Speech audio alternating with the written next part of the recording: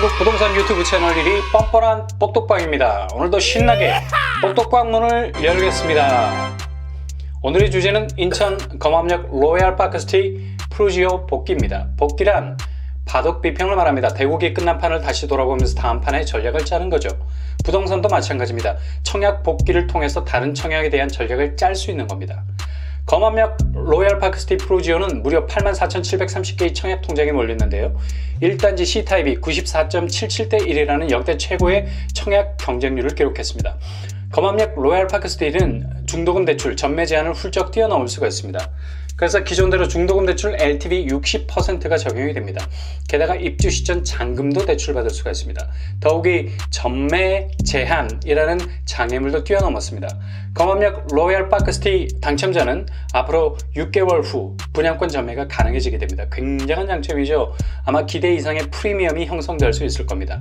이러한 프리미엄은 단지에 따라서 희비가 엇갈릴 수가 있습니다. 앞동이냐 뒷동이냐 저층이냐 고층이냐 등등 여러 요소들이 단지의 가치에 간섭을 하죠. 그중 단지의 가치를 결정하는 중요한 요소들이 있습니다. 첫째로 조망입니다. 아파트 창을 내다보니 콘크리트 거인들이 진을 치고 있다면 좋은 조망을 기대하기란 힘이 듭니다. 절대 탈옥 불가 유명한 알카트라즈 감옥이 되는 겁니다. 그래서 조망이 중요합니다. 향후 단지의 부가가치도 들어올릴 수 있는 기중기 역할을 해주게 됩니다. 둘째로 채광이 중요하죠. 빛이 잘 들어와야 합니다. 아파트 조명빨이 중요합니다. 그래야 아파트 부가가치도 빛날 수 있는 겁니다. 채광이 좋으려면 일단 방향이 중요합니다. 대체로 남향, 남동향, 남서향이 좋습니다.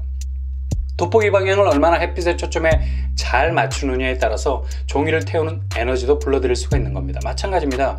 아파트 단지 방향이 어떤가에 따라 향후 프리미엄의 액수가 달라질 수 있는 겁니다. 셋째로 학교와 대중교통 접근성입니다.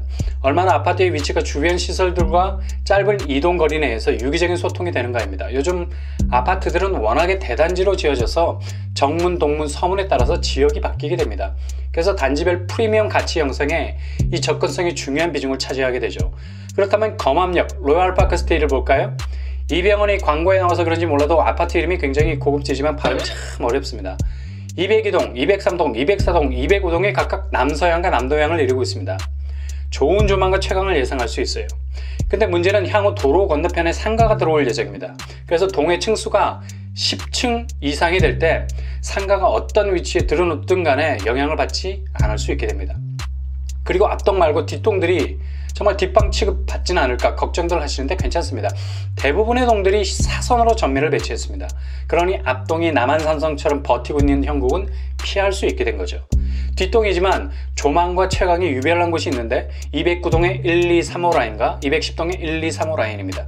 남서향으로 입이 딱 벌어져 있습니다. 곡창지대의 논두렁 팥두렁처럼 앞에 막힌 곳이 별로 없습니다. 여길 뒷동이라고 해야 하나?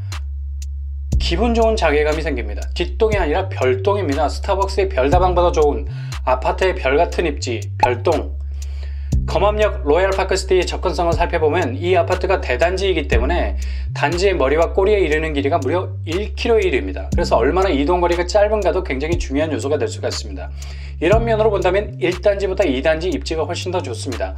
사실 검암역 로얄파크시티 프루지오는 앞쪽에 사월마을이라는 소형 공장들이 자리를 잡고 있고 서쪽은 쓰레기 매립장에 위치해 있어서 유해한 환경 요소들이 바람을 타고 아파트로 솔솔 침입해 들어오지 않을까 하는 우려도 있습니다. 그런데 이런 불안감보다는 향후 이 아파트가 만들어낼 가치에 대한 기대감이 더 커서 이 문제에 대해서는 그렇게까지 심각하게 생각하지 않는 것 같습니다.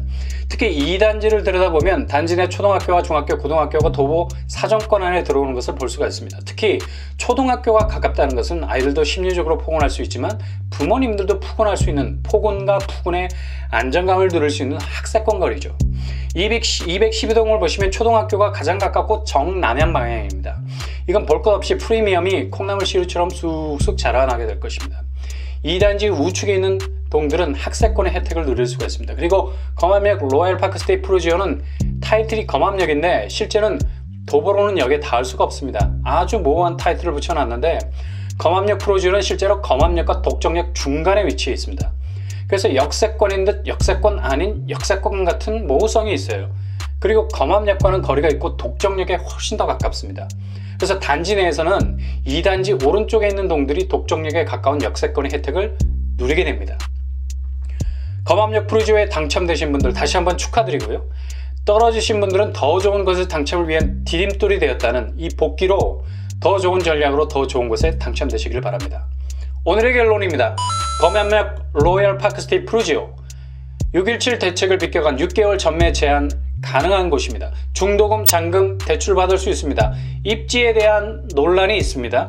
그러나 향후 프리미엄 조성에 대한 기대감이 더 큽니다. 조망과 채광 그리고 역세와 학세라는 유리한 단지들이 있습니다. 이런 복귀를 바탕으로 여러분 아파트 당첨에 대한 전략이 항상 승리할 수 있기를 바랍니다. 이상으로 펀펀한 복덕방 마치겠습니다. 구독과 좋아요 부탁드립니다.